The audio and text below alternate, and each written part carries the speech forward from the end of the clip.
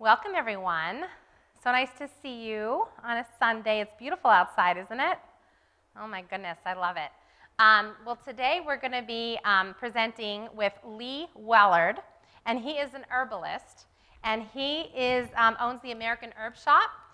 He is also a naturopath, and he has a wealth of information as far as herbs go. He has great stories, he has great experience, and I'm sure you will enjoy Lee. Thank you so much for coming, and we're just going to bow our heads right now and say a little word of prayer. Thank you, Lord, for all you do. Thank you so much for learning about your herbal remedies, and help us to be able to apply these and understand them and help others, Lord. And we ask this in your precious name. Amen.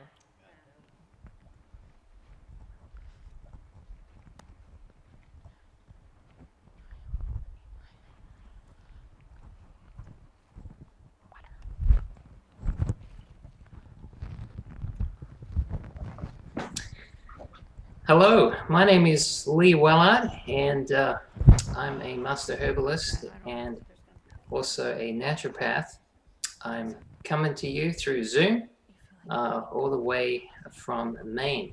And just to tell you a little bit about what we do here, I work at Dayspring Wellness and Integrative Medicine. It's a little lifestyle center out here in Maine, and I've been involved in teaching natural remedies for over 20 years now. And I always like to start by sharing how we got into the herbal realm.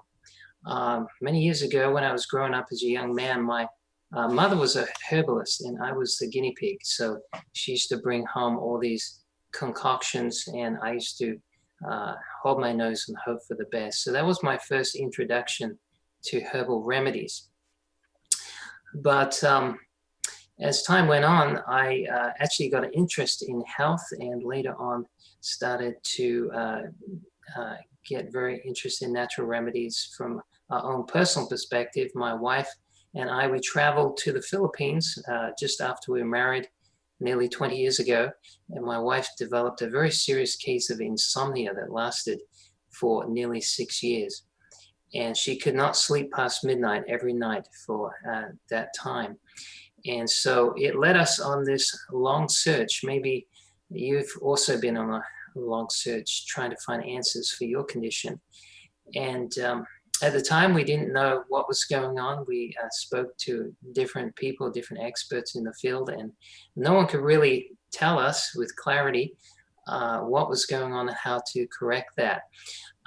Well, my wife, she's someone that likes to read, and she grabbed one of my medical herbal textbooks that I had studied during my studies, and she came across a herb called oat straw, or Avena sativa.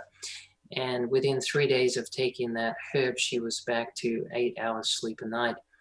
And so that really got my attention. I used to teach nutrition and physiology, and when I saw what was happening in such a short time, it really got my interest.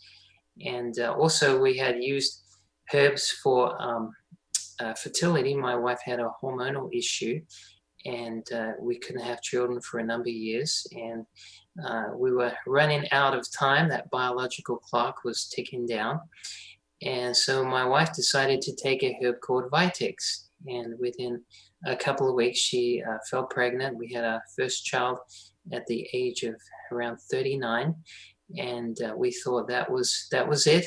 God's given us a child, and we're happy with that. But after seeing 3 years of selfishness in our son, we thought it's a good idea that he had a sibling, and so we tried again, and within a short time we had another child in the making, and that was our little girl called Emily. And so now we use herbs to keep up with our children, and we use herbs to calm them down.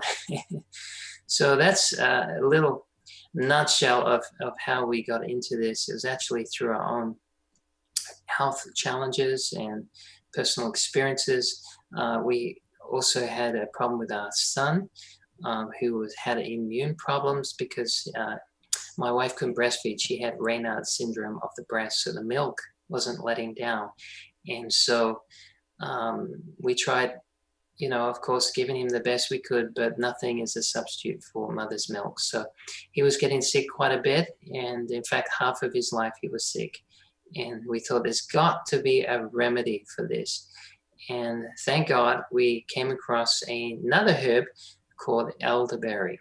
And it didn't necessarily stop him from getting sick, but it definitely shortened the amount of time he was sick. And so instead of being sick half his life, he may be sick 10% of his life, which was a huge improvement from our perspective. So that gives you a little bit of background as how we got into this. Then we ended up doing further studies. I personally went back to school for a few more years and learned herbs in particular and became a master herbalist. And then I started lecturing different places and ended up developing our own formulas, and also started the American Herb Shop, which we started in Michigan, and then we also opened one in Indiana. And now we have everything online. So if you want more information, you can go to our website. It's www.americanherbshop.com. So that's a little bit of a brief history as how we got into this. And I wanted to share with you today some of the important things that you could do to help strengthen your immune system. And in particular, at this time, as everyone knows, the COVID situation, and a lot of people are looking for answers. They're looking for remedies. What can we do? Do we have to just wait for a vaccine, or is there some things that we can do today that are simple agencies that God has put within a circle of influence and accessibility? So I'll be sharing some of my best remedies today, in particular for the immune system. And you can find more information online about some of these herbs. So it's very important that people understand that herbs are not a substitute for poor lifestyle habits. We need to be very diligent in making sure that we don't cause a suppression in our immune system by what we eat, and high stress levels, and going to bed in the early morning hours, making sure we drink enough water, making sure we get enough outdoor exercise and vitamin D. So I just want to just stress this important point that herbs work more effectively when we are more in line with the laws of nature. So make sure that you get a healthy lifestyle, and I'm sure that you'll be having some seminars in the future about cooking and how we can use the best ingredients for our health. So what I'll be sharing in particular today are some of the botanical agents. I may go into a little bit of the food side of things, but I want to share some of the most powerful natural remedies that we have available to us today. By all means, they're not the only ones. These are just some ones that I have used over the last few years. We've had people who've had respiratory situations because of the virus going around. We've actually been able to use some of these things on people who are suffering from this situation. So it's very important that you grab a pen, a piece of paper, and start taking some notes, and I'll share with you some things that can boost your immune system. And so one of the herbs that I really, really like to use for viruses, and I mentioned it before, was the elderberry. And if you go online, you'll find there is some, how can I say, some false information about elderberry being used for the virus that is going around. So what is often stated is that the elderberry can contribute to what we call a cytokine storm. Now, a cytokine storm is when the body has overproduced white blood cells, and they can travel to the bronchial area in the lungs and cause what we call an acute respiratory syndrome. And so people drown in their own fluid, a bit like a pneumonia. So I just want to dispel the fears. In fact, if you read the actual article, the original research that was done, it was 20 years ago, it states there that elderberry causes a cytokine production, which is healthy. Anytime you get an inflammation, anytime you get infection, you're going to increase cytokine productions. And for those who don't know, cytokines are little chemical messengers, a bit like sending a text message through a phone. And the white blood cells have their own little text messages they send out. And not really, but you get the analogy. And they send out these little chemicals called cytokines, and they notify other white blood cells to come up to this area. We've got an infection. I want you to help me deal with this. So it does cause that, but it doesn't cause an overproduction. There's no evidence at all that elderberry causes a cytokine storm. Now, elderberry has been used in pandemics when nothing else has worked. For example, it's been used for the bird flu, for the Spanish flu, for the swine flu. It's been used in many different nations. We have good historical backing to use elderberry, and we also have very good research to show its effectiveness. In fact, just from a clinical perspective, it is over 99% effective when it comes to viruses in general. So I'm not saying it's going to cure this virus, but what I'm saying is if I had it, this is something I would personally use, okay? But you do your own research on that. But what we do is we add a little bit of ginger to the elderberry, and ginger is one of the best herbs on the planet. In fact, ginger is actually the most consumed herb on the planet, and it's very good for what we call as a diaphoretic. That means it helps in the circulation of the blood. And this is very, very important when you're dealing with any type of infection. You know, it's been said by one of the world's leading pathologists that the best way to bring healing to any part of the body is to improve blood flow. So ginger does that, and it's very soothing. It's good for digestion. It's good for infections, inflammation, the immune system, and it helps the body to sweat out viruses. So the body actually gets rid of the virus often through the skin.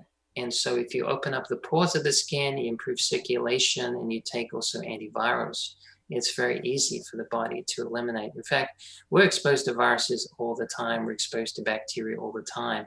The people that are succumbing to the virus and dying from the virus are actually people with 3 or 4 other comorbid factors. So it's very rare for someone under 60. It can happen. I'm not saying it can't happen, but it's statistically very rare for someone under 60 to die from this virus, and in particular, someone who is healthy, so they don't have any pre-existing chronic diseases. So if you look after your lifestyle, then chances are that your body's immune system can take care of viruses very, very well. So another thing that we add to the elderberry and ginger is echinacea. And echinacea is very powerful to stimulate not only the production of white blood cells, but also the number of white blood cells.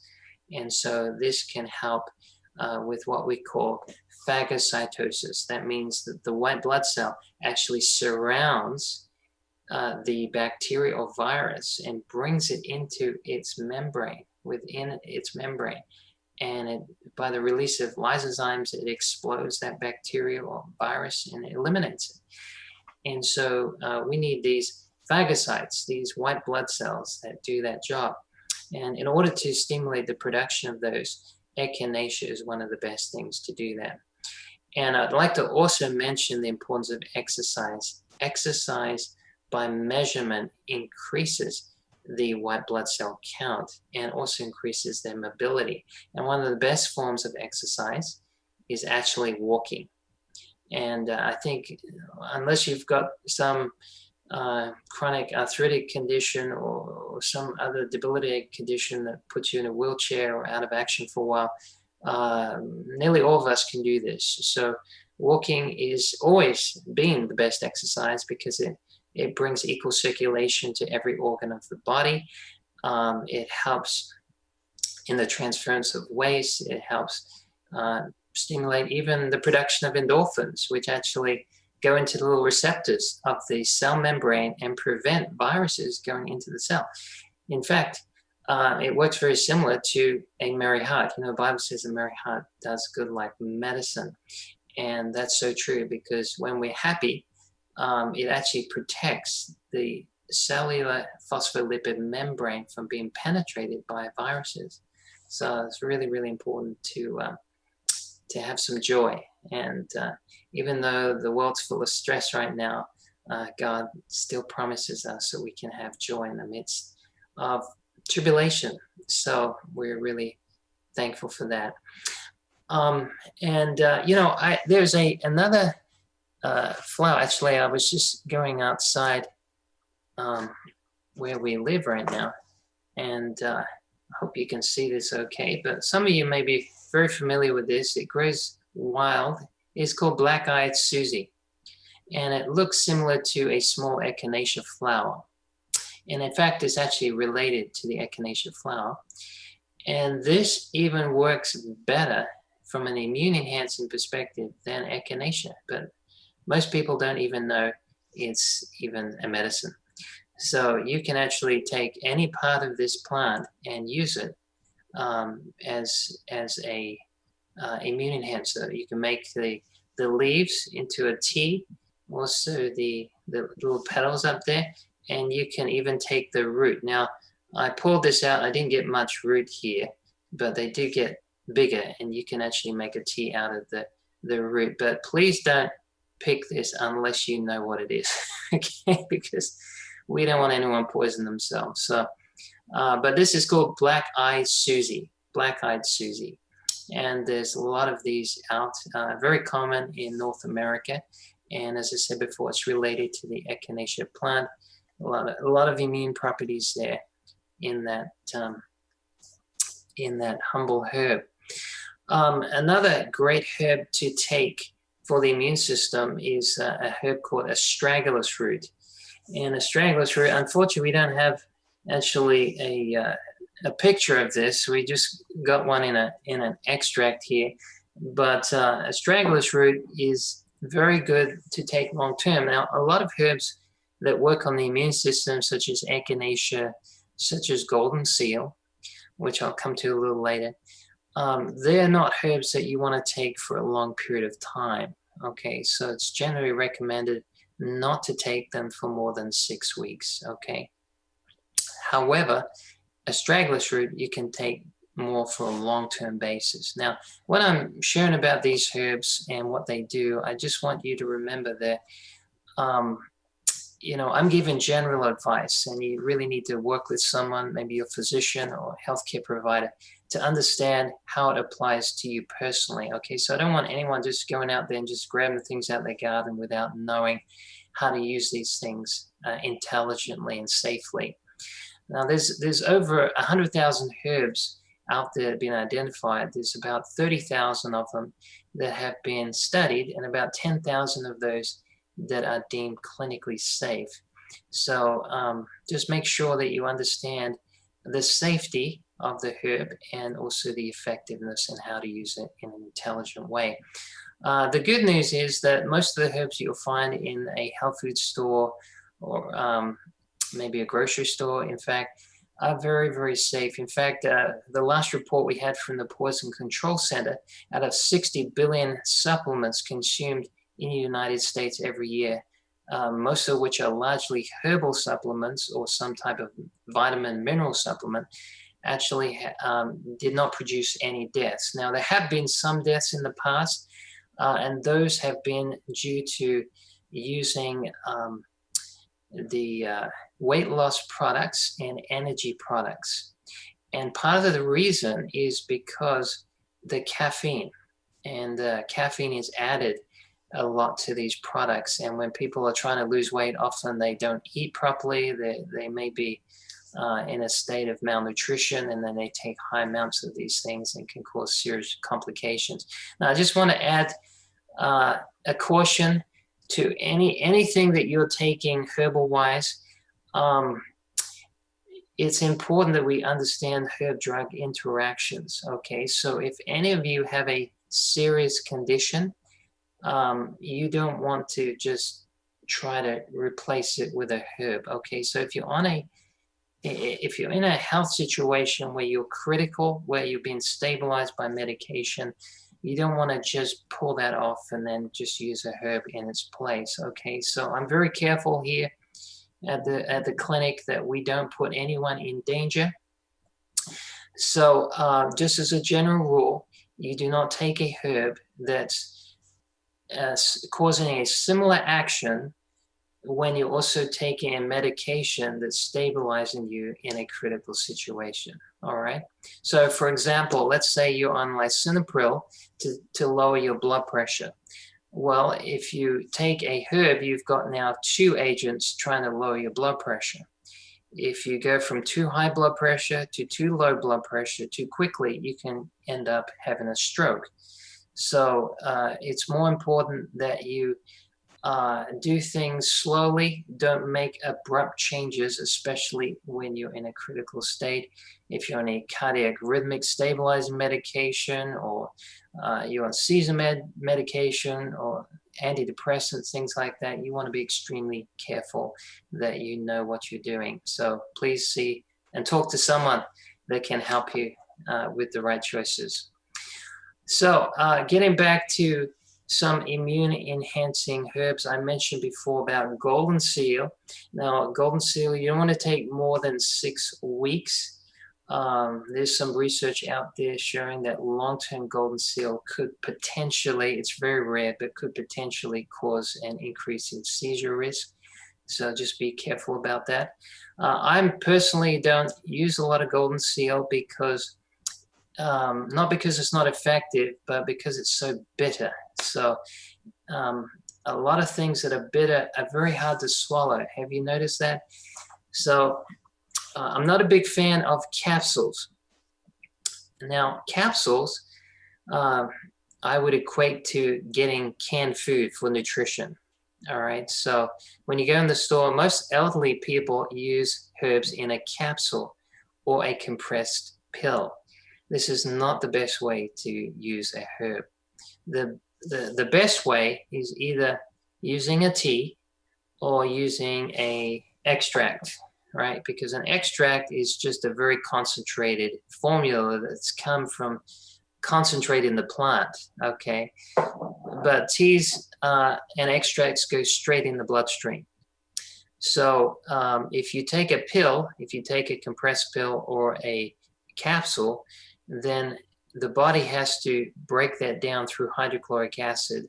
And so acid is used to extract that. Now, if you take it at the wrong time, or you don't have very high amounts of acid, then you won't get much nutrition. In fact, just as a general rule, I believe you're going to have 38 to 52% absorption rate through a pill, whereas you get 98% on average through an extract. So that means you get twice the absorption. And then a lot of these pills don't break down. If you want to test the pills you have, just put them in water. If they don't break down in about 10 minutes, then usually they will pass right through your body and they won't get absorbed properly. I just want to mention about quality of herbs. You know, herbs are like foods and they have a shelf life. So if you get a herb, you know, and you've got a dry herb, this one's just out of the garden, it has a shelf life of about 1 year. Okay, so it doesn't mean the stroke of midnight 1 year it's going to disappear like Cinderella. It just means that you're going to have to add more. So if you've got some herbs left to you by your grandma in a will that's been in the basement for 14 years, then probably not going to get much use out of it. So leaves last for about a year, and you've got roots or berries. They generally last for about 5 years. 5 years, okay? So it's important that you protect them. We use these special herb containers, and they actually suck out air. You can hear this, but when you put the lid on, it sucks out the air, and it's UV protected, it's moisture protected, and we keep it in the right temperature, and that way Herbs that aren't kept in the right temperature, if you get a little humidity, you have little eggs that can hatch. Believe it or not, this happens with food as well, and especially with fruit. You get these little tiny flies, right? And actually comes from the decay process, but the humidity brings that about. So you want to keep your herbs in a cool place, in a dark place, and oxygen is one of the biggest killers, and light. And that's why I don't buy herbs from stores, because you go into a natural food store and they have all these herbs in glass containers or plastic containers, and the light just penetrates right through there and destroys the nutrition. And in 3 months, you can destroy the nutritional value of a herb just with light alone. So if a herb has lost its color, if it's lost its flavor, or if it's lost its smell, then chances are it's not going to have medicinal value for you, okay? So just keep that in mind. Herbs are like foods. They need to be looked after. They need to be protected, and it's better to store them away somewhere. And if you're not going to use them for a few years, maybe give them away, because they're not going to be much benefit to you after that. So getting back to the immune enhancing herbs, there's also another herb. Let me just grab this. And some of you are probably familiar with a herb called reishi, which is actually from a mushroom. And this is a sliver of the mushroom here. And these are very high in nutrition. In fact, there's about 3,000 different types of mushrooms. And there's about, let me see, there's about 300 edible mushrooms. And there's really only a few dozen really high in nutritional or medicinal mushrooms. And reishi is one of those. And shiitake is another one. These are excellent for nutrition, and they're excellent for the immune system. So I personally don't eat mushroom. I don't like mushrooms. My mother used to force feed them to me, and so I don't like it very much. But they make a great tea. So reishi mushrooms are one that have immune enhancing building blocks that are very effective to help ward off disease. So that's another one you can add to your arsenal of things for the immune system. It's important to keep in mind that the immune system needs certain elements for it to function. And some of the things that people are very low in help the immune response. One of those is vitamin D. Vitamin D, and the research that came out of Europe showed that those who were dying from COVID had very low levels of vitamin D. So this is the time that you want to store up your vitamin D, because it only has a half-life of 6 weeks. So if your vitamin D is 100 today, if you don't get any vitamin D for 6 weeks, it's down to 50. And another 6 weeks is 25 and a half. So it's, in fact, hardly anyone has a vitamin D level of 100. Most people are within 20 to 30 range. So if your vitamin D level is low now, it's going to be extremely low at the end of the year. And that is an important time that you want to be high in vitamin D. So if you can't get out in the sun as much as you'd like, make sure you take some type of vitamin D supplement. About 10% of the body's genes have receptors for vitamin D. Vitamin D is an immune modulator. It's very, very important for the immune system. And there's another herb that's very good for the immune system that most of you probably never even heard of, and that is camu powder. And unfortunately I ran out, but I might. Oh, actually, I have a little bit left here. I'm gonna. Oh dear, I didn't bring my spoon with me. So anyway, I can show you this some powder. I hope you can see in there. There's a little bit of powder, but this is from some fruit. Camu is a Brazilian fruit from a tropical fruit, and it's very, very high in vitamin C. And a lot of people are so low in vitamin C that they're very, very susceptible for infections. And so vitamin C that you get from, say, an orange, a big orange has about 100 milligrams of vitamin C, a big orange. You have more vitamin C in 1 teaspoon of camu powder than you have in a whole bag of oranges. So that's how powerful it is. Now, most vitamin C that you find in the stores, they are from genetically modified foods. Usually it's GMO corn. And so it's not the best place to get vitamin C from. Okay, just keep that in mind. So some of the best sources of vitamin C are actually from rose hips. Rose hips is an excellent one to get vitamin C. And then you've got goji berries. Goji berries have twice the amount of vitamin C than does rose hips. And then camu has twice that of goji berries. So you don't need to have a lot. In fact, your body only absorbs about 500 milligrams of vitamin C at one time. So the most you want to take of camu powder is a teaspoon. Even that is too high. So for those who are immunocompromised, I would certainly recommend camu or goji berries or rose hips as something that can help protect you, because vitamin C is an antioxidant, and antioxidants are extremely important for the immune system. And these are important also to deal with poisons that come into our body. And this is why people are low in certain elements. For example, zinc. Zinc that is often found in seeds. In fact, pumpkin seeds has one of the highest amounts of zinc. Your body, if it doesn't get enough zinc, then it has a deficiency, or the immune system is compromised, put it that way.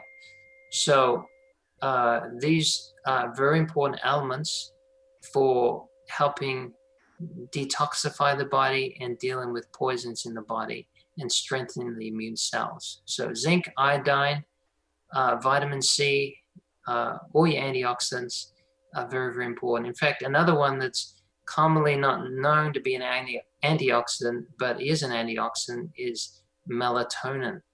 And this is why it's important to get proper sleep, because melatonin is 60 times more important than vitamin C to help with the immune system. You get that 60 times more important than vitamin C. And as we get older, we produce less melatonin. And so it's very important that we get enough of what the body is actually producing. So those are some very important elements that are very good for the immune system. Now, I want to go back to the respiratory situations that we're facing right now with certain people with the COVID. Now, we have used this and it's very, very effective. And the herb is called lungwort. Now, probably never even heard of that name before. It's called Pulmonaria officinalis. That's its botanical name. And it's very good as a bronchial dilator. Very good for bronchial dilation. And so we had a particular case that had COVID, and we actually gave that person some lungwort. And I'm not saying this is going to help with everyone. I'm not saying it's a cure. I'm just saying this is what we did. And within a short period of time, the person was able to get some respiratory relief and could breathe properly once again. So this is something that you may want to check out. If you don't have lungwort, just something that's very common that people often have in their own household is eucalyptus oil. And eucalyptus oil is from a leaf that comes from New Zealand or Australia, and it's also a bronchial dilator. It's very good for just opening those respiratory passages, and once you breathe this, you just feel a deep inhalation of air. So you may want to use a diffuser. Essential oils are very, very powerful to help improve immune function.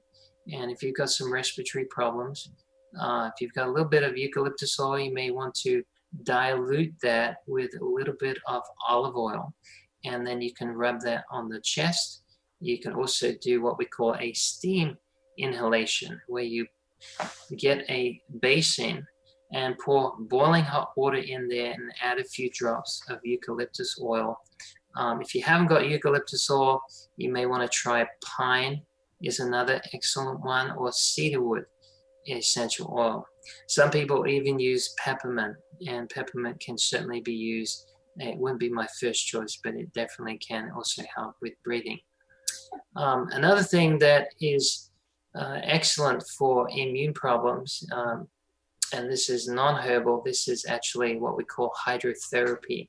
Hydrotherapy is very, very effective to help with the immune system. And I'm not talking about jumping in the swim pool. I'm talking about having hot and cold showers. Now, there's different kinds of treatments for hydrotherapy. This is just one of those treatments. And if you want to start the day full of energy and vitality, mental clarity, and help your immune system be fortified, you could have a hot and cold shower. And so you could put the shower on hot for about 2 minutes, and then you may not want to do cold straight away. Just tap it for about 30 seconds, and then go back to as hot as you can for another 2 minutes, and then you go a little cooler than previously for another 30 seconds. You do this 4 times. At the end of the treatment, the last one, most people can do full cold because the skin tightens and the water just bounces off you. The cold doesn't penetrate. So it's very good to help stimulate the phagocytes. It helps the circulation. It helps improve oxygen to the body. It helps with waste elimination. It helps, fortify your skin, so the skin tightens, so you're not so susceptible to temperature changes when you go outside. And it'll make you even sleep better. But don't take it before you go to bed, because it can keep you awake. So it's better to take it in the morning. Sometimes this is called Adventist coffee. So it gives you a pickup, but it doesn't actually throw you off the cliff at the end of the day. So that's something that we sometimes do to help also abort a cold. And for those who have a cold, you may want to try that as well. It's very, very effective. The only thing I'd say is you need to have some rest for about 30 minutes after the treatment. All right, just keep that in mind. Otherwise, you won't gain much benefit from that. As I mentioned before, there are a lot of good essential oils that can help with the immune system, one of which is frankincense oil. And frankincense oil is, I've only got a big bottle here, but you certainly don't need that size. Often we have the small size bottles, but we don't have one in frankincense right now. But that's excellent for the immune system. It's also very good for stress and depression, and it's helpful for anxiety, very good for digestion, and just gives you a feeling of serenity. There's 6 different types of frankincense. The one I recommend the highest is the Boswellia serrata, and that's very good for stress and also the immune function. And some people even use it who are trying to ward off a cancer and inflammatory conditions. Another excellent oil to use is oregano oil, oregano essential oil. We often use this as an antimicrobial agent. Although it has antiviral properties, it's more known for its antibacterial properties. So if you get some type of bacterial infection, oregano oil is very good. Now, please just keep this in mind. Do not take this internally. Okay, this is something that you can breathe in, or it's something you can dilute with a little bit of oil, like olive oil, and you can apply topically. I'm not a fan of taking essential oils internally because they are very, very strong. Often these oils are concentrated 1,000 times stronger than they are in their original context. All right, and some people think, well, they're natural, so they can't harm you, you know, and if you concentrate it, it's going to be more beneficial. Well, it doesn't work that way. It's a good theory, but internally it doesn't work that way. I've seen people who have had to go to hospital from taking just as much as 4 drops of oregano oil. So be very careful. This will eat through plastic. So what do you think it's going to do in your body?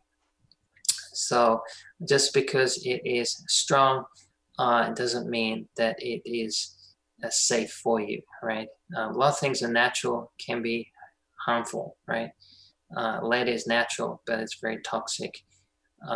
Mercury and cadmium and even death is natural, right? So, so just keep that in mind. Another very important herb to take, and unfortunately I don't have the picture, but you're familiar with turmeric. Turmeric is fantastic to use for the immune system. It's been the most studied herb on the planet. In fact, it's had over 6,000 clinical studies done on turmeric. These are proper clinical studies. They're not like you find in a Woman's Day magazine. Turmeric has had exhaustive studies done on it for many different chronic diseases, and it continues to be one of, or the best anti-inflammatory herb there is, right? So there's one thing that chronic disease has in common. It is pro-inflammatory, right? So what do you want to counteract? Anti-inflammatories. And we can eat those with anti-inflammatory diet. A plant-based diet is anti-inflammatory, right? Our fruits are anti-inflammatory. Our vegetables are anti-inflammatory. Some of our grains, not all of our grains, unfortunately, because a lot of grains are processed and some are genetically modified, and so they can actually set up inflammation. White flour, for example, is pro-inflammation. So not all our grains are, unfortunately. Nuts as well help with inflammation. Seeds and beans and legumes, those are very, very good for inflammation. Some of the things that are common to inflammation are processed foods, right, and animal products. So be careful in the selection of those things, because especially animal products are high in arachidonic acid, which cause inflammation.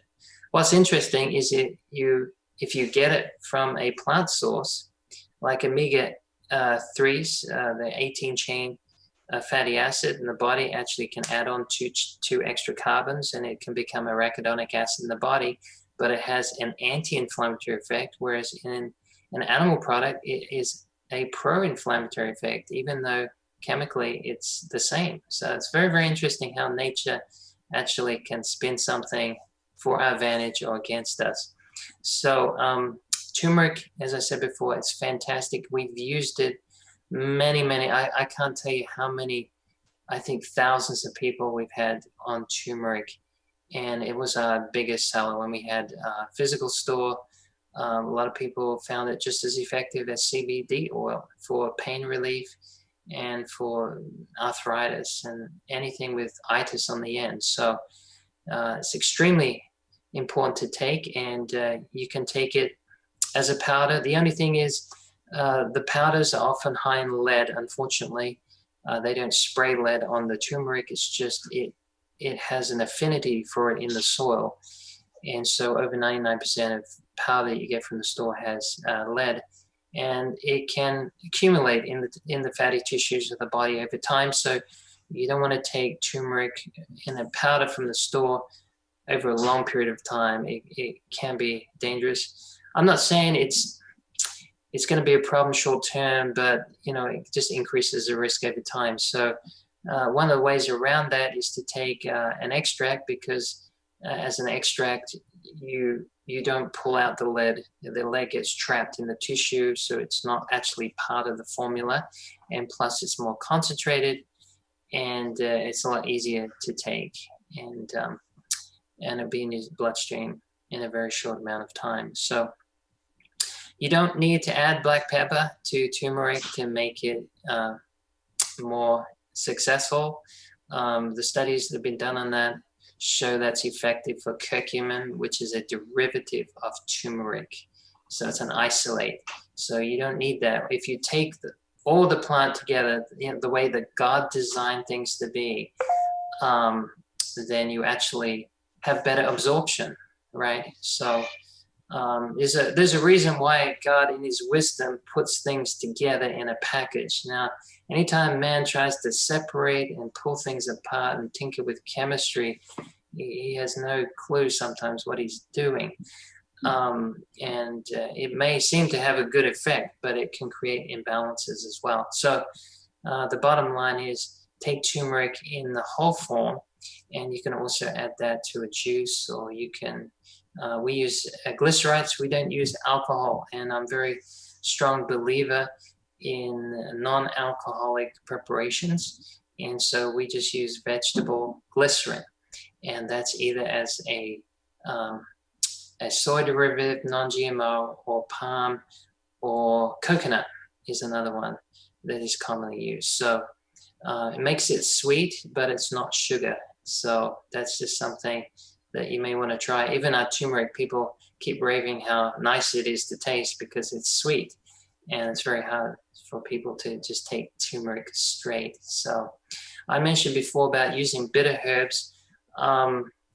And bitter herbs are probably an exception of taking that in a capsule because they are so hard to get down in the system, and you got to make things that are user friendly. And in the old days, herbalists used to just give you anything that worked for a particular system, and sometimes it tasted absolutely awful. And so what we try to do is make things pleasant to the taste. And that way everyone's happy. So those are some of the best herbs. As I said, they're not the only herbs that can be taken for immune function, but those are certainly ones that I would highly recommend. As far as supplements go, vitamin C, extremely important. I mentioned zinc before. Glutathione is another one. And also iodine, which is commonly left out of the equation. People don't realize how important iodine is for immune function. They just think of it as helpful for the thyroid gland. And it is helpful for the thyroid gland, but it also is helpful for many, many other functions, including the brain. In fact, they used to put iodine in bread until the 1970s. They replaced it with bromide, and the IQs of the population dropped 15 points just from taking iodine out of the bread. So it's something we take personally. We only take a drop a day. We use atomic iodine, but that is something that can really help immune function as well. Maybe I should cover some of the common misunderstandings with what's going around right now.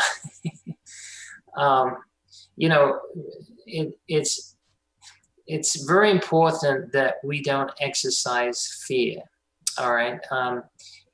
God says, perfect love casts out fear, for fear hath torment. And a lot of people are getting hyper stressed right now with what's going on, and I understand it's very, very stressful. In fact, I believe that the lockdown is much worse than the actual condition because the numbers that they're using are also from correlation, not just causation. So not everyone, when you see those statistics coming up on your news channel or your phone or internet, those are people that died with it, doesn't mean it actually died from it. And so that's a big statistic. In fact, the CDC came out just over a week ago and said only about 6% of those deaths they could correlate directly caused from COVID. So that is good news, because that shows the virility of it, the dangers of it are much less than we have previously been led to believe. And at the same time, we don't want to throw caution to the wind, but for those who are immune compromised, you have the most to be concerned about. But, with these simple lifestyle changes, it can go a long way to avoiding some of these things. And So, I mean, this is just a general health principle. I mean, if we follow lifestyle habits that are good and wholesome to our body, we're gonna reap those benefits. So it's very, very important that we don't get anxious and fearful, even though others may be fearful. You know, when we have more knowledge of things, we have less to be afraid about. So it's probably best not to look at the news every day and get all the reports, but look at how God's got a plan for this, right? And he doesn't want people to live in fear and apprehension of the future, and live in fear of being in association with others as well. And so, you know, basic sanitation is important, but at the end of the day, you know, it's where we put our trust. You know, and trust is very, very important when it comes to the immune system, right? If we're in fear, if we're anxious about getting sick, then the chances are we increase our likelihood to be getting sick. So some of the herbs that can help with anxiety, which will help with immune function, are things that are what we call adaptogenic. And so these are herbs that help strengthen the body's ability to resist stress and the effects of stress. And some of the herbs that I love for that are ashwagandha and rhodiola. They are extremely good for the adrenal glands and also for the immune system. They balance cortisol levels. And when the cortisol gets too high, then you can end up getting immunocompromised. So just keep that in mind, that these adaptogenic herbs can help reduce the effects of stress. Another excellent one that I mentioned before that my wife took for sleep was a herb called oat straw, or Avena sativa. And it's a bit like grass. It's cut and sifted, and it is very, very high in minerals. And when we get stressed, our immune system gets compromised and our nerves get compromised. So there's little electrolytes that power the nervous system and create what we call an action potential. And after that action potential, the nerves, if they don't recover with enough electrolytes to balance the positive and negative ratios between the outside and inside of the nerve cell, then what can happen is the nerves can become very sensitive. And so if the nerve become hypersensitive, then it can create situations where you are more susceptible for noises and being in crowds, or even light for some people, for touch, emotionally sensitive as well, and you're in a state of fatigue. So if that fits you, oat straw is an excellent one. I could tell you stories all day of people that have tried oat straw. I've had people with panic attacks, with ADHD. I've had people with just incredible amounts of stress, post-traumatic stress disorders, pregnant mothers, people who've had chronic fatigue for years, people that can't sleep for years. And it's just had a very, very stabilizing, calming influence upon them.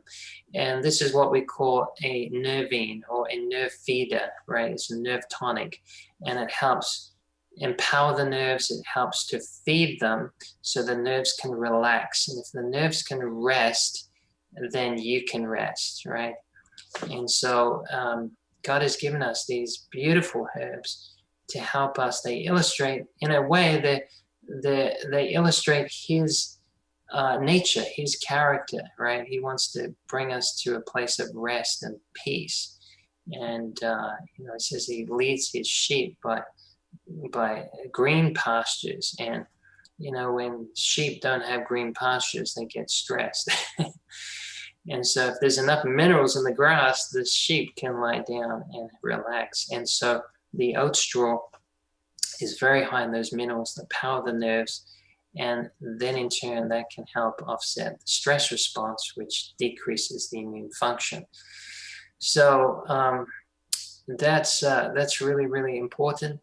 I think we got about 5 minutes left, and I just wanted to ask you, maybe if there's anyone that has a question And if you're there, Jan, maybe you can call that question through to me, and anything regarding what I said or anything related to the immune system, maybe we could open it up for 2 or 3 questions. So if you'd like to pass the mic around, I can't hear the question, but I can get it relayed to me. So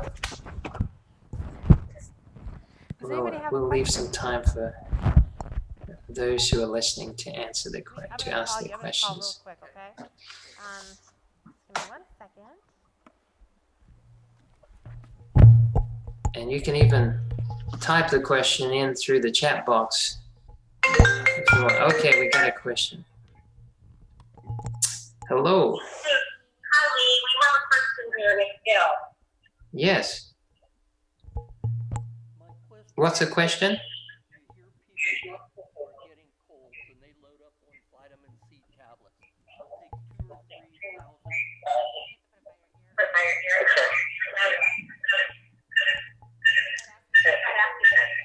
So,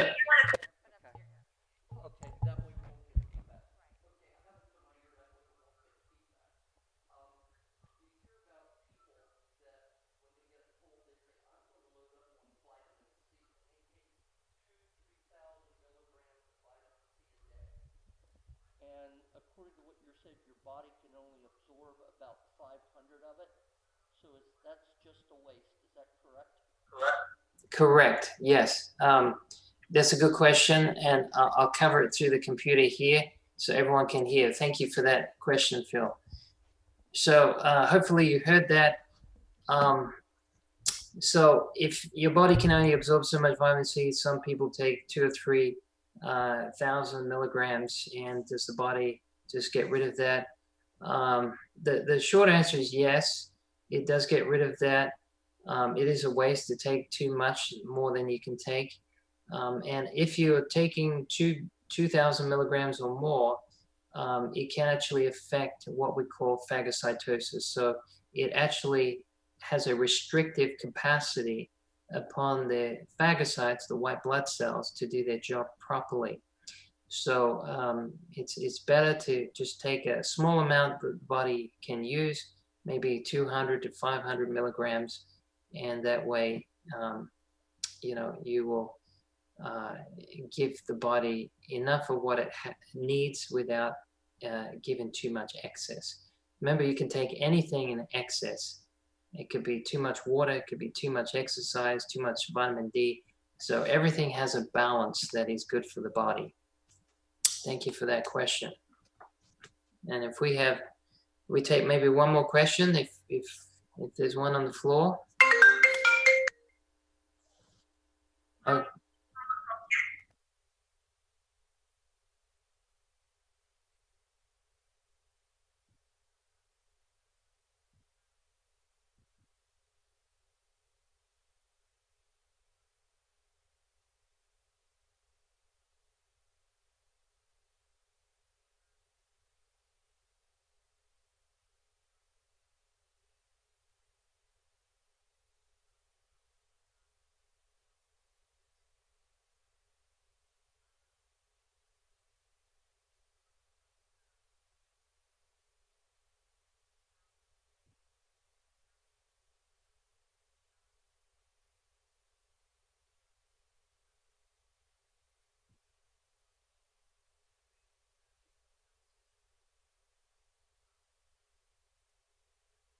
Okay, thank you. I will endeavor to answer those. Okay, so the first question, hopefully you heard about probiotics and the effectiveness of them and how important they are in being used to help the immune system. This is a good point. It's just not enough time for me to cover everything regarding the immune system, but it's very important because 70% of your immune system is developed in the gut. And so if you don't have the intestinal flora there to do its job to break down substances and to filter substances that shouldn't be in the body, then you can get compromised immunity. So if people have had a lot of antibiotics, which was mentioned in the question, then yes, your intestinal flora will be compromised. And so it usually takes several months to get that back. Now, if you're looking for a particular type of probiotic, I'm not going to suggest a exact brand. I don't want to promote an exact brand, but let me give you some principles. Firstly, you want it to be in an enteric capsule or time-release capsule, because once that probiotic goes into your stomach, it gets broken down by hydrochloric acid and it gets destroyed basically. And so you want those probiotics to get to where they need to get, the small intestine. So it needs to be a time release or an enteric capsule. About the amount to use. Now, I would recommend at least 30 to 50 billion, and then you can get multiple strains, because the body doesn't just take one type of strain of probiotic. So I would get a multiple strain, at least 30 to 50 billion, and it needs to be refrigerated as well. If it's not refrigerated, it will not have the longevity that you need. So it could actually not be as effective in taking it, right? So those are some basic principles with probiotic. I'd just like to add this, and then my time's running out, but a prebiotic is just as effective as a probiotic if you know what you're doing. So there's a herb called chicory, and it's high in inulin. Inulin is the building blocks to make probiotics. So it's actually the manufacturing blocks that the body uses. So you can actually take chicory tea.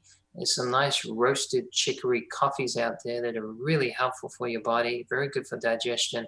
And in a few weeks of taking it, you can build up those natural probiotics that your body needs to be able to digest and help with the immune function.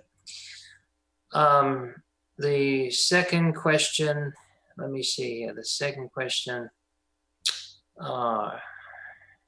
okay. It was about autoimmune, that's right. Autoimmune, how can you take a herb that stimulates the immune system if you've got an autoimmune condition?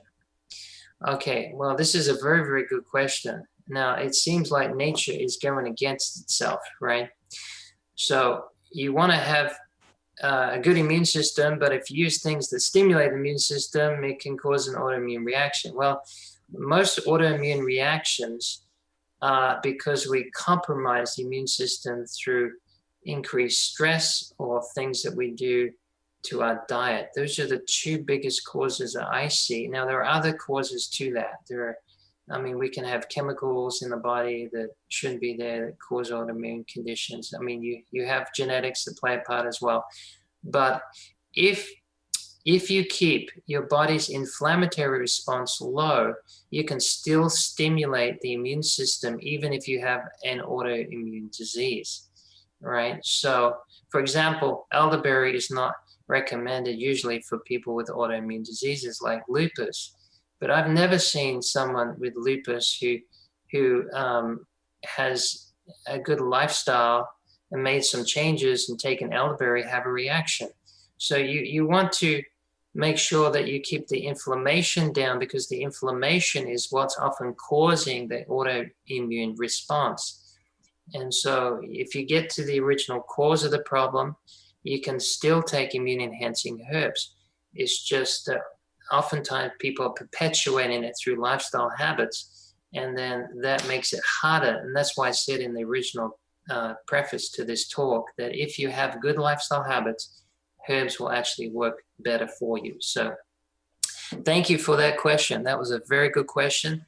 And we're going to take a break, and we're going to get back here at 3:30, and we're going to show what to put in a first aid kit for natural remedies. So we'll see you back at 3:30. Thanks so much.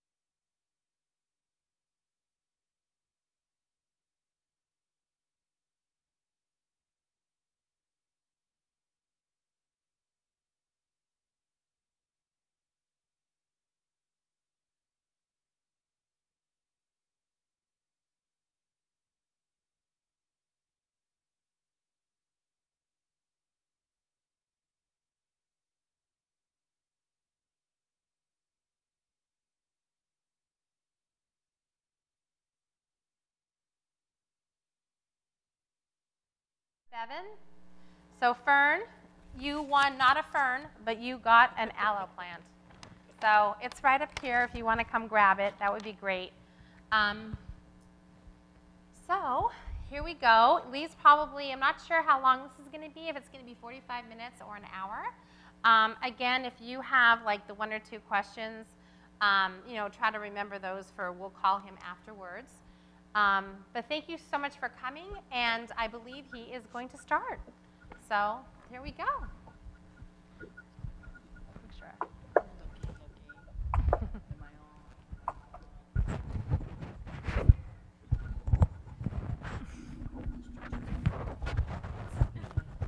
So easy. Well,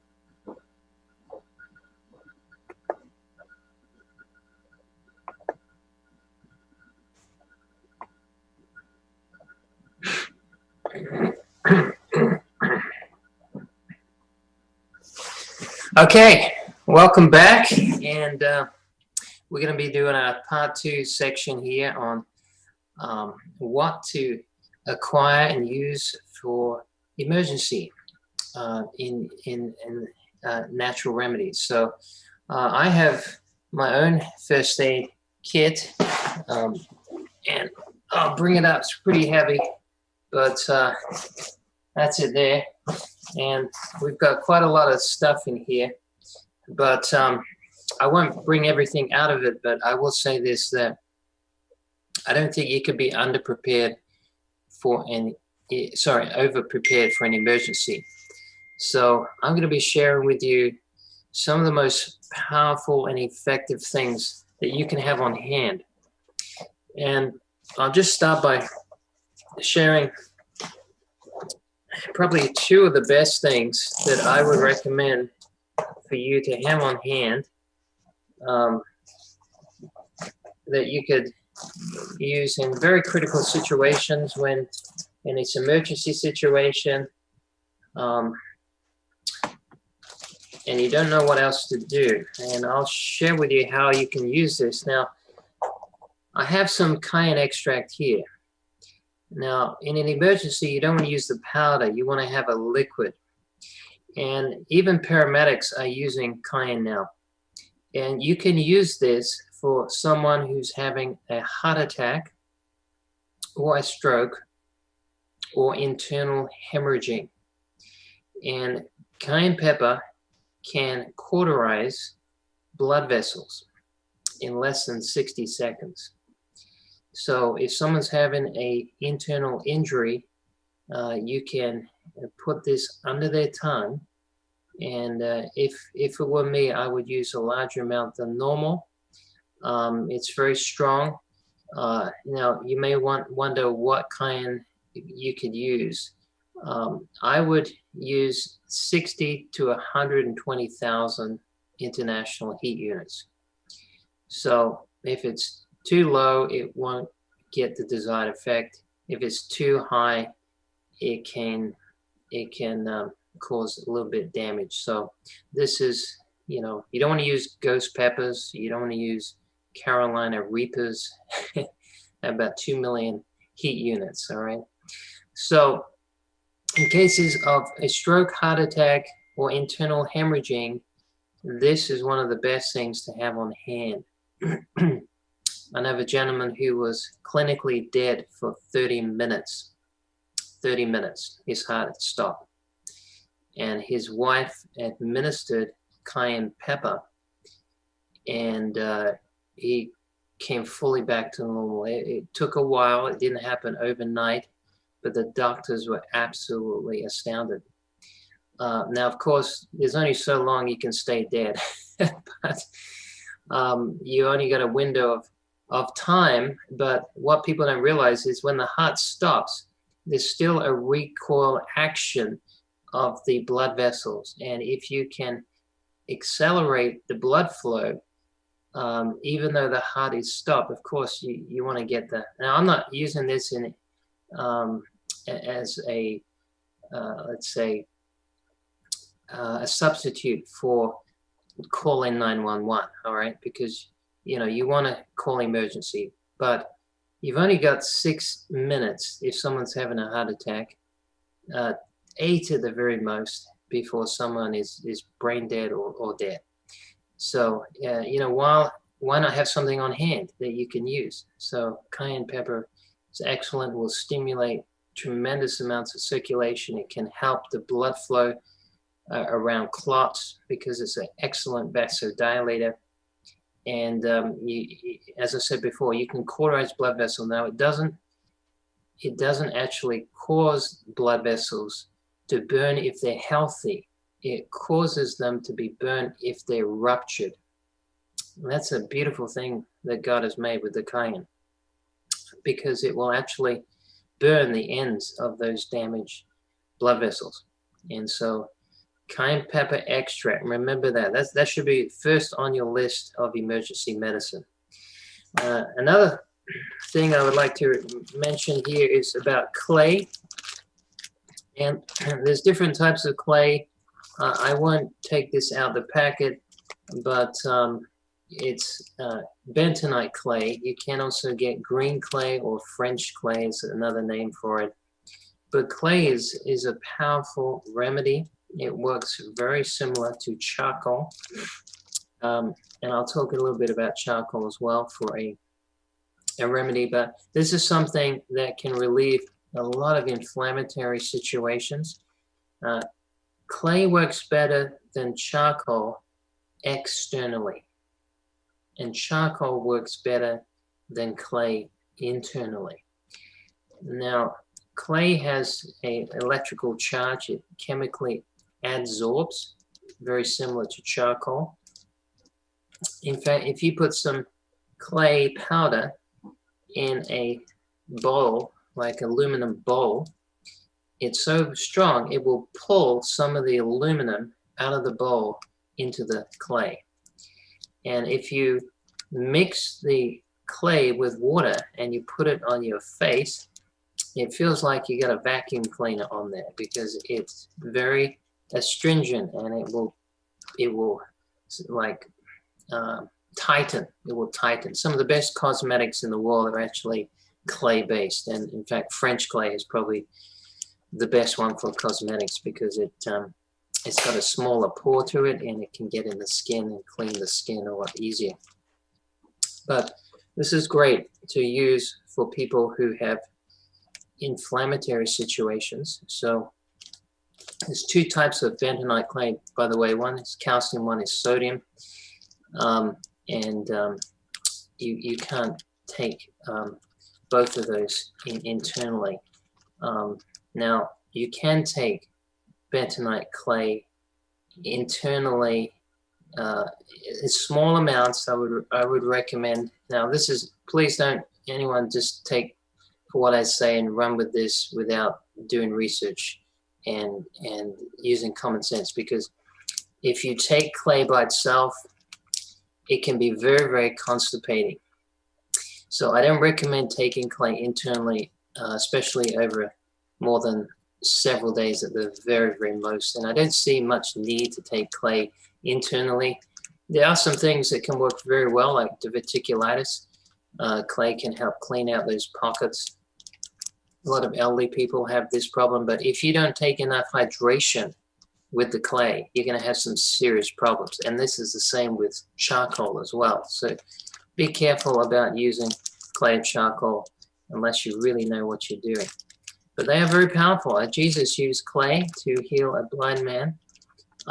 Very good for inflammation. I remember my wife had some mastitis after our first son was born, and we used a charcoal poultice initially, but it didn't work. But when we used clay, that's when we started seeing some results. So as I said before, it really pulls and it tightens. So anything that's needs the skin pulled and tightened and it's also inflamed, clay can work very, very effectively for that. So something to have good on hand for your first aid kit. And you can mix 3 parts water, 1 part clay, and you can just slap it on and then wrap something around there to stop the moisture from drying out. Clay will dry out very quickly. You need something to keep the moisture in. Same with charcoal. Well, charcoal you can mix with something like a flaxseed or psyllium seed. Works very well. And I have a pot of charcoal here. Anyway, I'm not going to show charcoal. Hopefully you all know what it looks like, and it's black. But we do have some powder, and we also have some tablets. There we go. Tablets can work quite well. You can take these on a plane. If you get an upset stomach, some type of dysentery or diarrhea or vomiting, charcoal can work really, really well for that. And this is activated charcoal. When we're talking about charcoal, we're not talking about barbecued charcoal, you know, that you find on people cooking a chicken outside or something. This is hard wood that has been heated at high temperatures and then infused with oxygen. And when they infuse it with oxygen, it creates these little holes in the charcoal, and it gives it a negative charge. And that's what's called activated. Activated means that it is chemically sensitive to drawing positively charged molecules. All right, so often drugs are positively charged, and that's why if you take charcoal and you're taking a medication, you don't want to take it at the same time, because this will mop up those drugs and it will make them of none effect, which is good if you want to get a drug out of your system. Charcoal is very effective for that. In fact, if you ring the poison control center, maybe your son or daughter took something they shouldn't, often they will tell you, get some charcoal, swallow that. In not all cases, but most cases can be solved with charcoal. So get some activated charcoal. The capsules are good, very messy with the powder, but we do use it anyway because it's so good to mix. You can mix that with some water, and we also mix it with some psyllium or some flaxseed. And you can put that topically. I was just walking past a neighbor the other day, and she said, Lee, can you come here? So I came. I wasn't sure what was going on, but she said, I just got bitten. I just got stung in the eye with a bee. Can you help me? So I just got some charcoal, and I didn't have, normally I mix it with flax or psyllium seed, and so she didn't have that, and she said, well, coconut oil work? And I said, well, I'll try it, but I don't usually use it. So I tried that, and I put it on some gauze and put it on her. So it looked like she had a black eye, and I was saying to her, when's your husband coming? I was afraid that he would think I was beating up his wife or something, because she had a black eye there. But in a short amount of time, the sting went away. And then she started telling me about her joints and a hematoma she had, and it just went on. And then just as last Friday, she invited us over for dinner, and it was a real blessing. But these natural remedies, they have very powerful effects. Sometimes they work slowly, but sometimes they're very, very fast action, right? So like cayenne is very fast action. Charcoal is very fast action. In fact, if you get stung by something, you get a bee sting or maybe even a snake bite, charcoal will work pretty much instantly on that. And so, you know, it gives you time. This is not to negate emergency help, but it certainly can ward off a lot of things that would require some heavy-duty medicine to ease the pain. In fact, charcoal is very, very good for pain relief. And some other things that, you know, I may just mention just briefly. I don't want to spend too much time on them, but I do like to use things like, I've got a tourniquet in here. I've got my stethoscope. I've also got, you know, things, hydrogen peroxide. I've got some cool gel here if someone needs some cold. And some of those freezer packs you can get, you can just press this little capsule and you can freeze it. You can heat it up pretty much instantaneously. So those are really good. We got bandages, of course, and we've got gauzes and wound closures and stitching and hydrogen peroxide and all the basic things that you want to get from your local CVS store. But let me just share with you some of the remedies that we carry for different conditions, right? So we have some aloe vera gel. Aloe vera is excellent for burns, and we've had to use this for those burns ourselves. And you can get the gel directly from the leaf, and in fact, I believe that's even better. My wife, she burned herself the other day, and we actually just sliced the leaf and we wrapped her fingers in the leaves. And the next day she was fine. She didn't have any permanent damage. So aloe vera is very, very good. It's soothing, it's cooling, and it's very good for the skin. It's antimicrobial. It's a moisturizer. It's very good internally, and you can take the gel from the leaf internally if you have some colitis going on, if you have some constipation, some GI inflammation. This aloe vera is one of the very best remedies to help with things like that. So try some aloe vera. You know, I just before we went live, I went around the block here and started looking at things that we could get out of the wild, and I just came across this little leaf here, plant called lamb's ear. Sachs byzantina is its botanical name. And this is what the old medics used to use in World War II when someone had a wound. They used to use this actually as a Band-Aid.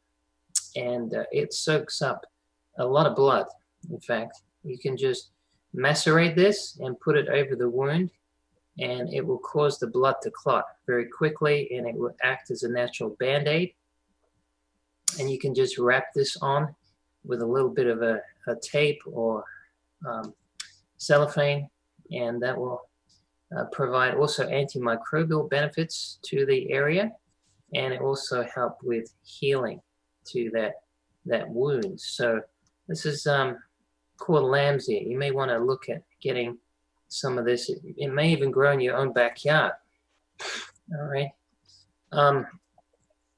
Another thing that we love to use a lot, because we have children and they constantly bang into things and having accidents. I don't know if you have that problem, but we seem to have a lot of accidents, and so we have a pain salve. Now, salves are an excellent way to help heal different parts of the body. You can see there's some cayenne. This is infused cayenne oil with some beeswax, and it's got some essential oils in there. We use the frankincense, the eucalyptus oil, lavender oil, peppermint oil, wintergreen, clove oil, ginger essential oil. And these are some of the most powerful anti-pain properties and anti-inflammatory properties that I know. And like wintergreen, for example, it penetrates very deeply, and it can help with a lot of deep muscular pain. Some of these other ones can help block pain signaling. In fact, even the cayenne, it helps to block substance P, which is a pain neurotransmitter. Clove oil is one of the most essential or highest should I say, in antioxidants. Lavender, which is excellent for healing. It's also good for burns and good antimicrobial. Eucalyptus oil is another excellent one for pain. Frankincense and peppermint. So this works like within seconds. I've had people who've had like trigger fingers, and for years they haven't been able to close their hand. And put some of this on in a few minutes. It just they're able. It's like seeing a miracle in front of your eyes. It's amazing. And then people with arthritis. And so I often take this with me. When I've been going to a gathering, an event, or a church program, I'll take some of this with me because I know someone is going to probably be in some pain wherever I'm going. It's just nice to have something on hand for pain. Speaking of which, we often dealing with people that have serious pain, and sometimes they're on painkillers, and they're wondering, what can I do naturally, to help with pain? Now, we don't have any today, but we've had a rush on our pain formulas. But there's a herb called Jamaican dogwood. And Jamaican dogwood is extremely good for pain. It's something that's not even commonly known, although it grows in Jamaica, as the name suggests. And it has a very powerful action to inhibit pain signaling. So we use that. We use some Jamaican dogwood with the turmeric root and devil's claw. And we also add a little bit of cayenne there and some licorice root and red clover. And we've had people on pain from surgery pain to neuralgia, tooth pain, cancer pain. And, there's not one remedy. Let me explain something. I'll be the first to tell you there's not one remedy that works 100% of the time for 100% of people. We're not at that tree of life yet. But I can tell you just from my experience, we've seen at least, I'd say, 80% of people get some relief from pain. And what I mean by that is they notice a difference some people, they hardly feel the pain anymore or don't feel the pain. And within that threshold, right, it just feels a little better to the other side of the spectrum where they're completely fine again. So there are some herbs that can help a lot with pain. CBD oil is another excellent one. And some people may want to use that in their first aid kit as well. Now, I'm not talking about marijuana. I'm talking about hemp, and I'm not talking about psychotropic effects with the THC. So, you can get CBD that doesn't have any THC, which is the psychotropic element, and you can use that, especially good for people with anxiety as well, and pain. We used to have people in the store all the time trying to get the CBD because it was so good for pain, and now you can find it in gas stations. You can find it I've seen it in hairdressers when they were open. Pet stores, all kinds of places you can find CBD now. So it's become very, very popular. But having something for pain is a great thing to have in your first aid kit. So for that, you could use some turmeric. You can use a pain salve. Also clay can help with pain, and charcoal can help with pain. Another one is willow, white willow, which is where you get your aspirin from. And there's also a seed, lettuce seed, wild lettuce seed. It's got salicylic acid, which is what you find also in your aspirin. And some people swear by that it helps them with a lot of their pain issues. So that's a really good one. My little girl brought in a few minutes ago a little flower from the garden, and this is a pot marigold. And this is fantastic for the skin. And if you're trying to heal the skin, we often use marigold for that. In fact, we've used it in cream. We used to make the petals. You take the petals and you can actually use that in an infusion. So you put some olive oil in a small, like, pint jar, and you pluck these little petals off and you put them in the pint jar. In fact, if you just want to cheat it a little bit, you can just take the whole flower head off and just put it in, and then you fill the jar up with these flower heads, and then you cook it overnight. You just put it in a crock pot at low temperature and surround the jar with water, and in the morning you can strain that and it'll be a nice goldy, oily color.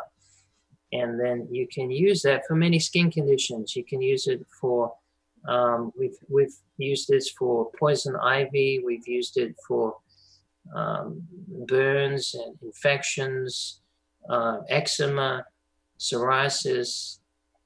We've used it for shingles. It works extremely, extremely well. And you can also buy some calendula oil if you don't have any available. There's 14 different kinds of marigold flowers. This is Calendula officinalis, or pot marigold. This is the one you want to get. And this also is good for having in your garden because it keeps away the bugs. But for pretty much any skin conditions, I found calendula to be superior to anything else I've used to help heal the skin. So that's just something worth mentioning. Another thing that would be good to have in your kit is a breathing salve, and we've got this one color blue, and it's I wish we had smell cam on here. You could smell it a long way away, but it's got some eucalyptus oil, wintergreen, peppermint oil, and pine oil in there. Very strong. You can rub it into the chest if you get some respiratory condition that restricts your respiration. This is an excellent one to carry with you. And then,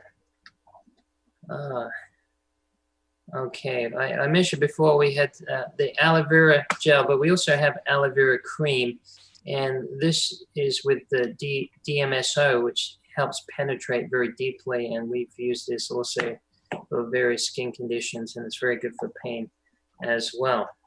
Boswellia cream is another one you can use. Boswellia is really another name we use for frankincense, and it's very good for muscle pain. So if you have any muscle injuries, you strain a tendon, you take a fall and you can't straighten your leg, or even very deep pain, muscular pain, Boswellia cream is excellent for that.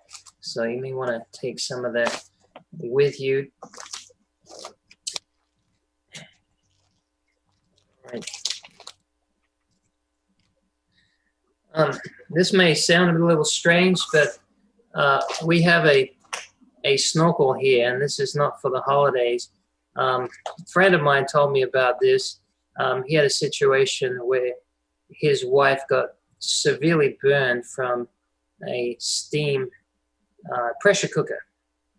And so he put her in a bathtub and had her breathe through a snorkel the whole time.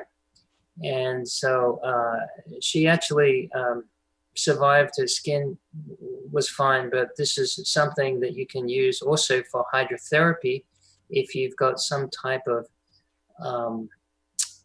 application, hot and cold application to the face. You can also use a snorkel and put your head in hot or cold water. You have to be ambitious to use this one. So I don't blame you if you don't want to use it. And then, of course, we have the essential oils as well, which are fantastic for helping with very vast amount of conditions. Most first aid, you're looking at helping people with some type of injury or some type of pain, life-threatening situation. So usually we're looking at, things that are putting people in a critical situation where you need some relief temporarily to get them to a hospital.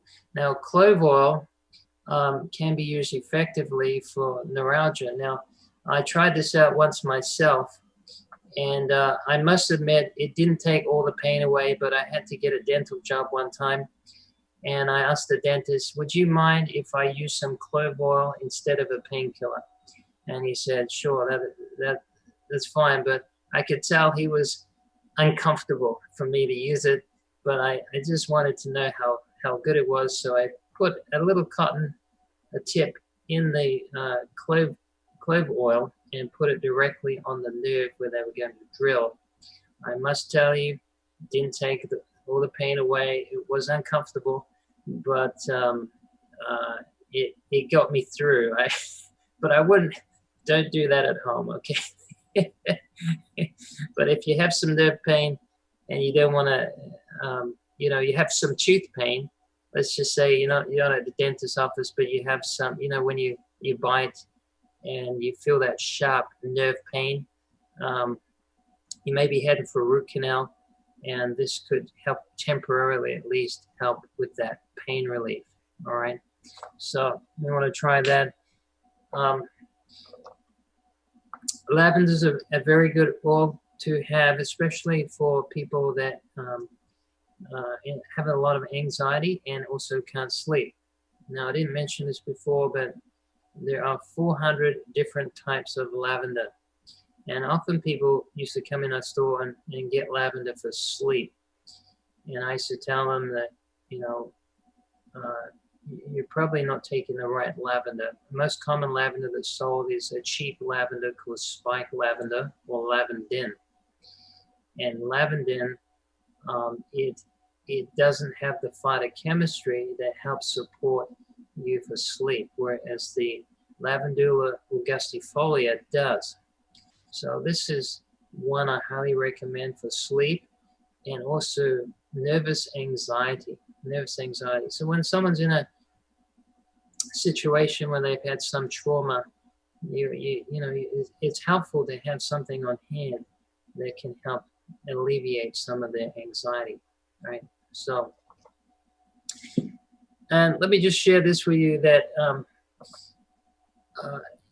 everyone has different needs, and what I have, I'm certainly sure that you probably won't have everything that I have in my first aid kit, but if at least if you have a few basic things that relate to pain and critical situations, then you don't have to have 100 different things, right? Like I do. I mean, there's specific things I use for certain conditions, but I know if I don't have it, I could probably improvise and use something else. For example, this is one called spikenard. Now, I'm sure you've probably heard of this. When Mary anointed the feet of Jesus, she anointed his feet with spikenard. Now, what's interesting about spikenard is that it is for severe trauma, okay? And it's to help transition people from life to death, all right? So this was often given for people in their last few hours to help relieve their stress, to help relieve their pain. It was often used for women who were having childbirth, going through childbirth, all right? So spikenard was used to help relieve intense stress, right? So maybe this is another reason why Mary was prompted by the Holy Spirit to use spikenard. So this is something that could be used in a traumatic case when someone is at the point or close to death and you just need to give them some immediate relief. And this is something you don't take internally. This is something that you breathe in, okay? And you can also dilute this with some oil, all right? Now, another thing I have in here that my children really like, in fact, sometimes they get sick just to be able to take this, and that is Manuka honey. Manuka honey. Now, you're probably wondering why Manuka honey. Manuka is a very special honey, and there is a chemical in here, methyl glycol, that helps helping with open wounds. It can be used also. They use a sterilized gauze with Manuka honey, sometimes in certain hospitals for burn patients. But Manuka is a very powerful antimicrobial herb. And if you've got a strep throat, a sore throat, you take some of this Manuka honey and it can really help soothe that throat very quickly. So for topical applications and internal applications, you can even use this for bed sores. You can use this for open wounds. I've known of people who've lost a finger or a toe, and they've stuck that little piece they've lost in Manuka honey and put it directly back on. and it actually stuck back and ended up being able to use it again. So Manuka honey is fantastic. Just want to let you know that it does have a number on there, and you want to have at least 12. All right. So if it's 12 or above, then it's considered therapeutic grade Manuka honey. Okay. So it tastes extremely nice, and you can add this to cough syrup. You can make a cough syrup out of it. Actually, you can blend some of this with some elderberry juice.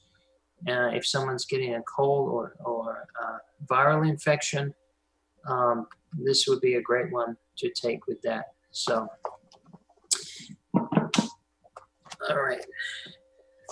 So another thing we have is the hydrogen peroxide. This is extremely good if you just want to disinfect a wound immediately. You can do that. Our son just had an injury. We had to put this on him today. Fell over and scraped his knee. So that's an excellent thing to take. And then you can take different herbal formulas,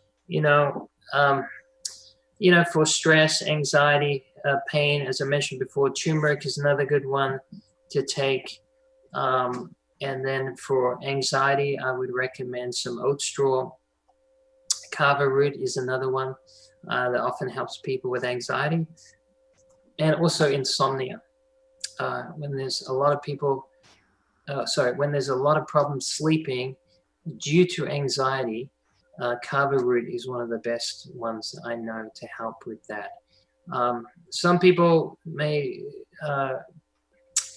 put you in fear about using Kava because they're afraid it can cause liver toxicity, but I did some research on this, and it was found that the people that had liver toxicity actually had it from a contaminated bunch of kava with the peelings mixed in. It wasn't the root that caused the problems, it was the peelings, which are toxic. So just thought I would mention that to you. And I mentioned also to you frankincense before. Frankincense is an excellent one for pain relief.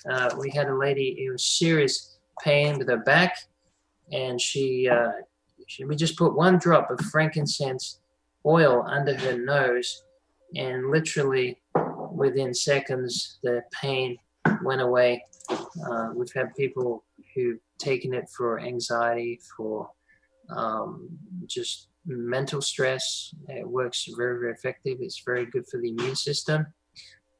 So you may want to try taking some of that. There's also a herb. Let me see. We've got a whole bunch of herbs here, and I'm just trying to find the right one. But there's a herb called plantain. Okay, there we go. Here's plantain. A little shriveled. We got this a few hours ago out of the garden. But plantain can be used very similar to charcoal or clay in an emergency. So let's say you got bitten by a wasp. You just get some plantain. It grows universally, and it's usually within a few feet of where you live. And you can just spit on this and just macerate it, and you could go like this if you want, and you just want to squeeze it a little bit, and put it on the area that's bitten or stung, and within a few seconds, you'll find some relief. So it's very, very similar to charcoal, and the fact is it's astringent. You can also use this for your face. You can use it for complexion. You can use it for acne. There are many other ways you can use this, but it works very good for emergency medicine when there's nothing on hand. Maybe you're walking through the woods and get stung by something. Look for some plantain, and you'll be amazed how quickly this will work. And if you're going through the woods and you get stung by some poison ivy or some nettles or something like that, just get some plantain and put it on. You can also use the calendula flowers. In fact, we had a young lady that had some poison ivy. Her eyes were so puffy and so big that she couldn't even open her eyes. And calendula really helped tremendously fix that in a very short amount of time. Another excellent oil to use is tea tree oil. Tea tree oil. It's excellent for pretty much any skin condition. It's very similar to calendula in that sense, but it also can be used as an antimicrobial agent, antifungal agent for those who've got like athlete's foot or something like that, or ticks. You could put some tea tree. We live in Maine, so we have a lot of deer ticks out here. My wife's been bitten 3 times by deer ticks in the last 3 months, and I've had to put some oil on their heads just to let those jaws go so we can get them off. So tea tree is excellent. You can also use it for your pets. If they have some fleas, you can get some water in a bucket, warm water, and put a few drops of tea tree in there, and it's excellent at helping remove those little fleas. So this is also a good one to have in your first aid kit. Let me see some other herbs that we have here.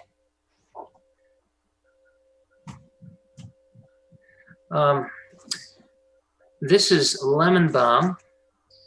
Lemon balm is very relaxing, and this is something that you can grow in your backyard, and a lot of people use lemon balm actually to help improve their sleep. So this is something you can also use. You don't have to actually take this in a first aid kit, but if people have a lot of anxiety, you can get different lemon balm formulas that can help also relieve some of the stress and tension that people have, and also help them to sleep better. Now, one herb I really wanted to show you, and I sent my daughter out to go and get it, and it was gone. I think a lawnmower had got there before we did, but we saw it in the woods the other day, and that is comfrey. And so comfrey is one of the best things to use for broken bones and also repairing tissue. So it's got another a name for it that means it's knit bone, and knit bone is basically, it's just a common name for comfrey, and it's a cell proliferator. It helps the white blood cells proliferate that help build up the bone matrix, and you can just get a comfrey leaf and you can macerate it, spit on it, and just put it directly over that damaged injury. So if someone has a broken bone or a fracture, just get some comfrey leaves, and they work really, really well, not just to help knit the bone, but they also help with pain relief. This is something you want to take externally. I know there's a controversy over using comfrey internally, but the comfrey that was studied for its toxic effects because of what's called pyrrolizidine alkaloids, it was from the Russian variety. It was Symphytum uplandicum, and herbalists don't generally use that. We use the Symphytum officinalis, which is the common comfrey, and it has, if you pick at the right time, hardly has any pyrrolizidine alkaloids, and it's very safe to take. But that being said, because of all the controversy over it, we usually generally just say use it for the outside, but there's a lot of people that know better and take it internally for different reasons. But it's great to build up the bones. So that's something that you may want to look at if you've had any bone fractures.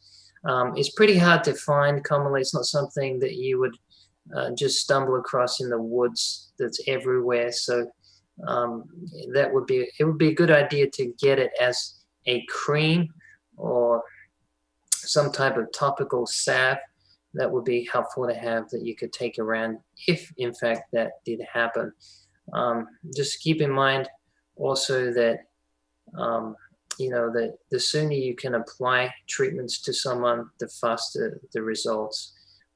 So it's nice to know what nature can provide, because the more we discover what God has made for us, the less we're dependent on things that you find in the stores. That being said, it's convenient to have things already made that are in bottles and in little jars that you could just rip out when you need them. So you may want to look at having your own herb garden and actually planting some of these herbs in there. For example, comfrey, as I just mentioned, it can be bought at most common nurseries. You buy it like this big, and literally within 2 weeks, it's like 10 times as big. And so that really shows you how good it is at cell proliferation. It has a chemical called allantoin that stimulates bone growth. So those are a few things that you may want to look at taking in a first aid kit. And